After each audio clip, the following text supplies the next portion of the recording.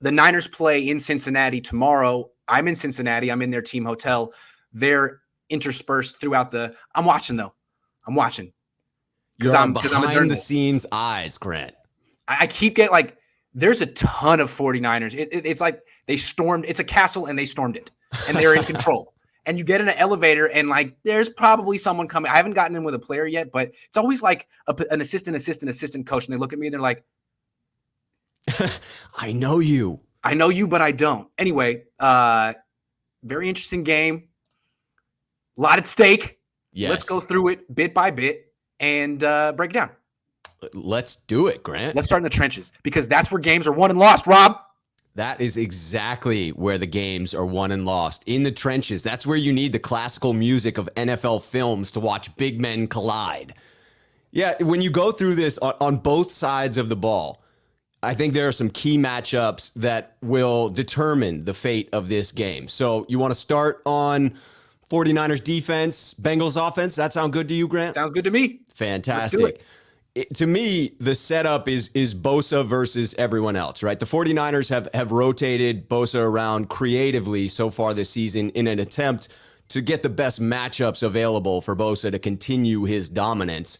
So it looks like he could be lined up over left tackle Jonah Williams, right tackle Riley Reif, or even on the interior, as I've learned, the weakest link on their line is that right guard position with Hakeem Adenine. I'm not sure if I'm pronouncing that entirely correctly, but it would seem like Bosa could be all over the place, mainly on that right side of the Cincinnati line in an attempt to take advantage of the weaker matchups.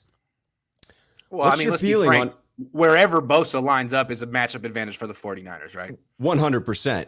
Right. What is your feeling on that matchup, and will Bosa be able to take advantage of Cincinnati? Yeah, the way I look with Bosa is that when he's healthy, which is this season, yep. He's good for a sack a game. Yes. He's relentless, and there's nothing you can do about it. It's coming. It's like the tide. It's coming. Yes. But he can't take over a game by himself. No. He needs help. And if no one else is producing, then you can double team him, and you can make him work very, very hard, and you can move the ball. So I have no questions about Nick Bosa. He's gonna have the advantage over anyone he faces this week, any week. Is someone else going to show up to the party? Last week it was DJ Jones. He's having a terrific year, but how about Eric Armstead? Eric, what do you say? I'm sorry. Everyone always goes to bat for Eric Armstead and stuff, but they're paying him to be basically DeForest Buckner light, and he's not. He's just Eric Armstead. Yes. And it would be nice if you could be DeForest Buckner light. A sack this week would be great, because Bosa's going to get one. He is, and he's going to bring pressure from one side of the line and force Burrow out of the pocket. Burrow is a mobile quarterback. He is coming off of a major knee injury, and I heard from inside sources early in the year that was really apparent, that it was very much like Jimmy Garoppolo, where he didn't trust his knee, he wasn't moving quite as well, but that seems to be evolving. And so if you're only bringing the pressure from the one side, is Burrow able to escape the pocket, extend the play, and take a deep shot to one of those talented wide receivers that he's got on the edge? Yeah. So what you've seen with really prepared teams against the Niners is when you know that you just chip, you just double team Bosa. Right. You hit him hard with a tight end, and he doesn't always see it. He gets knocked to the inside. It gives you a split second. And the problem with this matchup, we're going to talk about in a minute, is Bengals have some serious weapons at receiver. They got two guys on the outside, and their running back's a really good receiver too. Yes, he is. I think you're spot on in that what we're going to get from Bosa out of this one. I would expect something in the neighborhood of 3 quarterback pressures, a hit or two, and probably a sack in this one. But if we don't get that complimentary sack from a random like a Jordan Willis or an Arden Key or Eric Armstead or Samson Ebukam or Charlie Omenihu, we need someone to step up on the other side. And yes, I'm using we over and over and over again. Okay. I know how much you love that. I know you can do it. I love it. Yes. I just want I have spent enough money on the 49ers franchise to feel like I earned the right to say we. I say it about UCLA, and every time I do, I feel dirty about it, but I do it. So it's okay. I'm a hypocrite. You supported that program with your hard-earned dollars. But what I want to say real quick is you said like someone needs to step up. I feel you, dude. Someone. But Eric Armstead, they're paying you to be the guy. They are. You're not just one of the guys, dude. They're paying he's not you a to no be name. 1B here. But the guy who's 1B right now is DJ Jones, and I think he's going to show up because he's in a contract year and he has something to prove. DJ Jones, I have no question. He's coming through. DJ Jones. Big Dave's barbecue sauce. That's his dad's barbecue sauce. Part of the proceeds go to charity. I love throwing it up in the autofocus. That's dope. Loved it. Yes, indeed. All right. So let's flip to the other side of the ball and talk about the trenches on that side with the 49ers offensive line against the Bengals defensive line. This one, the first matchup, Trent Williams versus Trey Hendrickson. If they keep Trey Hendrickson on the right side of the defensive line, the left side of the Niners line, that's like strength against strength, right? I mean, Trey Hendrickson is having a phenomenal year. They brought him in as a free agent. He was previously with New Orleans. He has had a great career. He is at 10.5 sacks on the year right now. I think he's had 1 sack in each of the last 7 or 8 consecutive games. And that appears to be 49ers strength, potentially the best left tackle in the league. You know, I could make a serious case for that. Versus Trey Hendrickson, certainly the most capable pass rusher on the Bengals defense. You think Trent Williams has the edge there? Yes. I'm sorry. Yes. I've seen Trey Hendrickson before.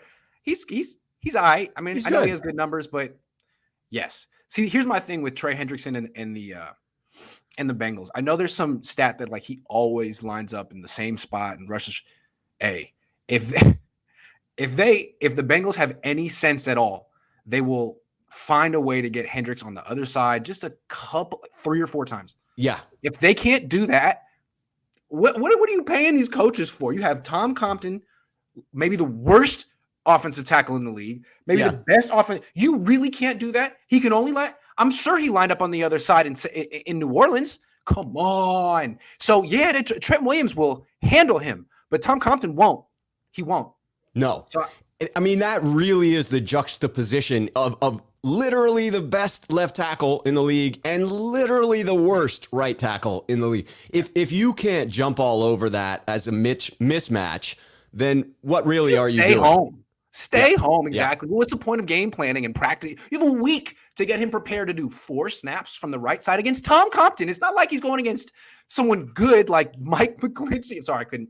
Someone good like, way to keep the straight face, Grant. Yeah, sorry. But it's not that. Come on, man. I mean, Carlos Dunlap looked good enough. Anyway. So that sets up the third matchup, right? Which is Tom Compton versus the other guys, which is Tom Compton versus Sam Hubbard if they do stick with Hendrickson maintaining the right side of their line. And Sam Hubbard's not a slouch so far this year. He's an actual bookend. He's what the 49ers are missing opposite of Bosa. He's got 7.5 sacks on the year. If the Niners had somebody with 7.5 sacks, I think we would be better than a 500 team. See, he will wear out Tom Compton. They may not even have to move Hendrickson over because Hubbard can do his thing. Really. He's going to make strength on one side and then allow Sam Hubbard to maximize Tom Compton on the other. Tom Compton's going to make Sam Hubbard look like Nick Bosa. Do you anticipate, is the way in which you try and minimize the effect is running straight at him? I mean, clearly Tom Compton is a far better run blocker than pass blocker. Of course you want to run. That's why they were winning with him at right tackle, running the ball 40 times. As soon as it was a 2-to-1 ratio in favor of running. Once it's down to 1-to-1, the Tom Compton effect is in play. So really, yes, we're on the same page. The Niners have to minimize the Tom Compton effect. Last week, in my opinion, he lost the game. Yes. Everyone's telling me it was the right call. Sherfield was open. It was the right read. The only person, Tom Compton got walked back, and Carlos Dunlap ended up like a yard away or a couple yards away and just swatted that pass down. To me, like you have to now, since that just happened, you have to go through extreme measures. If you're in a situation like that again, where the game's on the line, you're at the goal line, throw left. Go to the left. You can't trust Tom Compton. Anytime there's a critical, got to have it third down, play in the red zone, whatever, it's got to be a throw to the left. You can't trust this guy to give you a passing lane. No. Kyle has to realize that mismatch exists and handicap around it, right? He's creative enough to do that, but it needs to be in the forefront of his mind. He's had all week to figure it out. Yes, please. And you saw how it ruined you at the goal line. It did. It did. Don't let so the key point here is don't let Tom Compton lose the game for you again. No, get creative and make him a strength. Get into the run game and Yes. allow him to do what he does better. Yeah, absolutely. I mean, when Debo was healthy, before he went down, most of his long runs were coming around the right side. So, sure, Compton. Get it going again. Compton.